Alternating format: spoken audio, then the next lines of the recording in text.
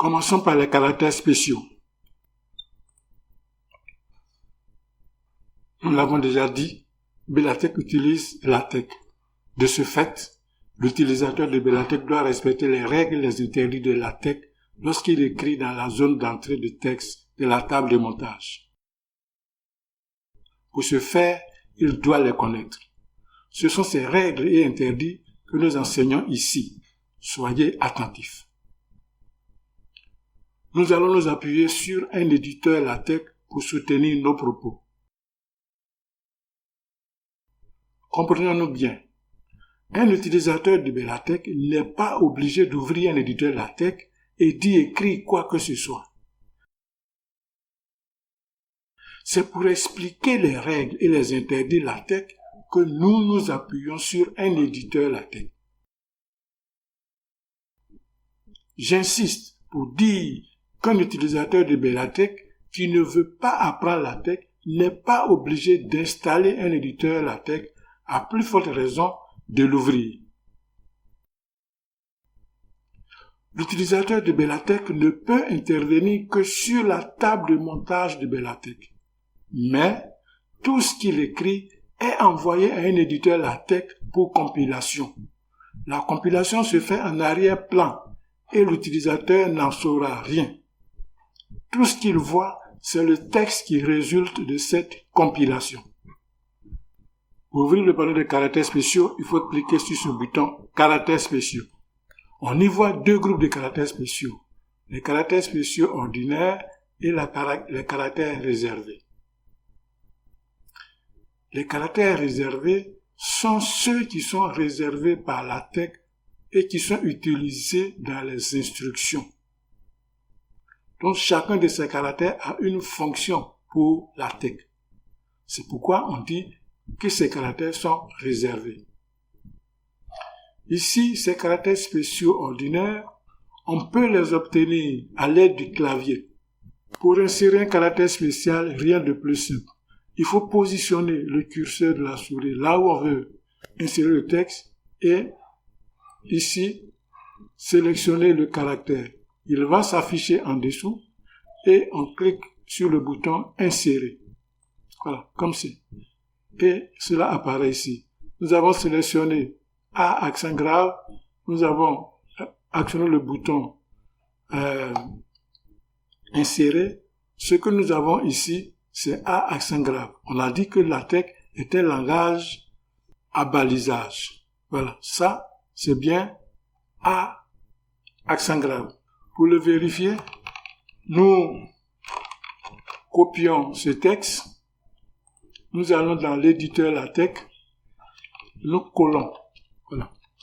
Et puis ensuite on compile.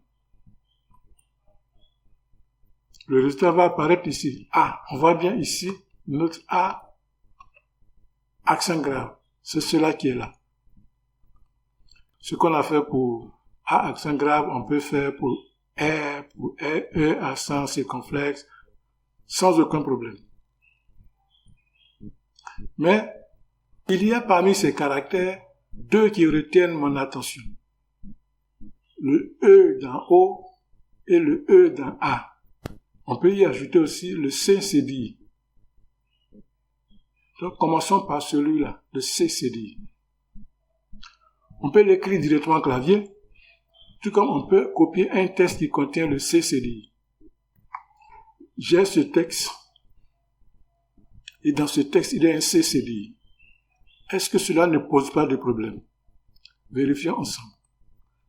Je viens ici et je colle le texte dans l'éditeur LaTeX. Puis je compile.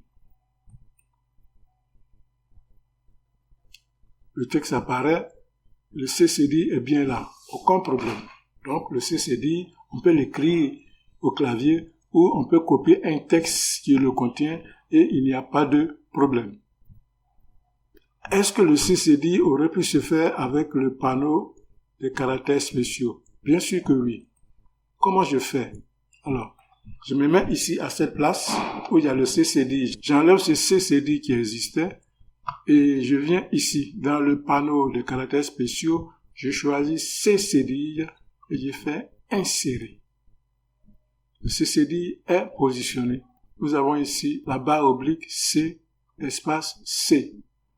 C'est ça qui fait office de CCDI. Ok, nous allons vérifier que c'est bien ça. On vient toujours dans l'éditeur LaTeX. On met le texte et on compile. Eh bien, c'est CCDI. Mais il y a dans le mot reçoit un espace. Cet espace-là qui est introduit par l'insertion. Quand j'ai inséré, il y a un espace entre ce C et ce C. Est-ce que cet espace, on peut le supprimer? Essayons de le supprimer. On va le supprimer ici. Dès que je le supprime, j'ai la couleur rouge. Ça veut dire qu'il y a problème. Mais compilons-le quand même pour voir. Quand je compile un tel texte, quel est le résultat? Ah, je n'ai plus le CCDI. Donc, l'espace qui est laissé là fonctionne. Et c'est grâce à cet espace que nous avons le CCDI. Il ne faut donc pas le supprimer. C'est pourquoi nous parlons de règles de LaTeX. Cet espace-là, on ne le supprime pas. Si on le supprime, on n'a plus le CCDI. Voici ce que je voulais dire pour CCDI. Donc, lorsqu'on fait l'insertion, CCDI est écrit avec un espace entre deux C. Cet espace fonctionne, cet espace a une fonction, cet espace est important, est obligatoire. Il ne faut pas le supprimer. Passons au caractère spécial E dans O. J'écris, il donne un coup sur l'œil droit. Le E dans O n'est pas formé. Si je prends ce texte que je vais dans l'éditeur LaTeX, j'ai écrit ceci au clavier directement. Là, je ne peux pas avoir E dans O. Je viens dans un éditeur LaTeX et je colle la phrase, puis je compile. Le E dans O n'est pas formé.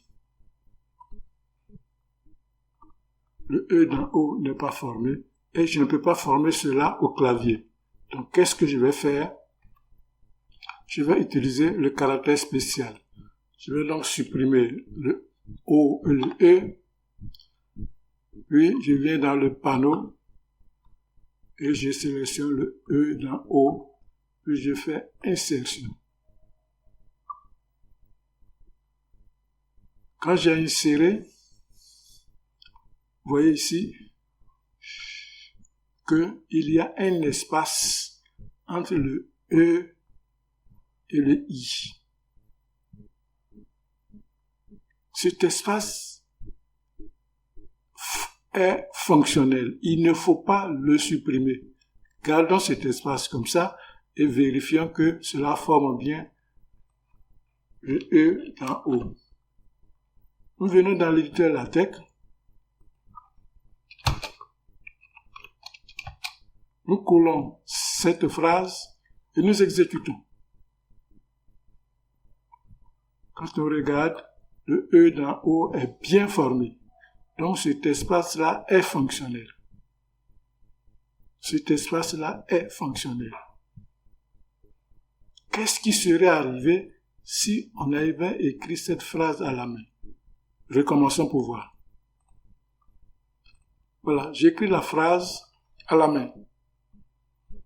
J'arrive ici et je vais écrire l'œil.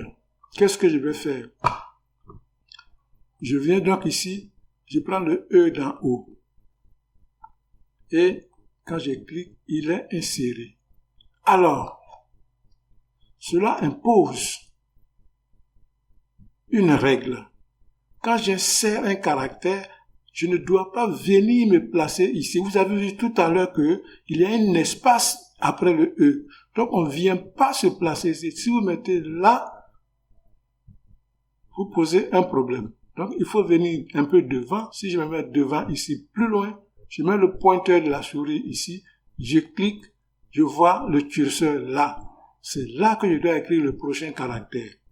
Donc, en règle générale, quand on essaie un caractère, il ne faut pas venir se placer juste après le dernier caractère.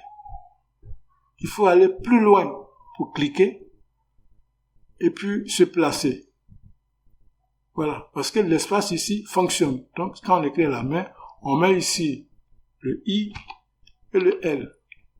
Voilà, et nous voyons bien que cela fonctionne.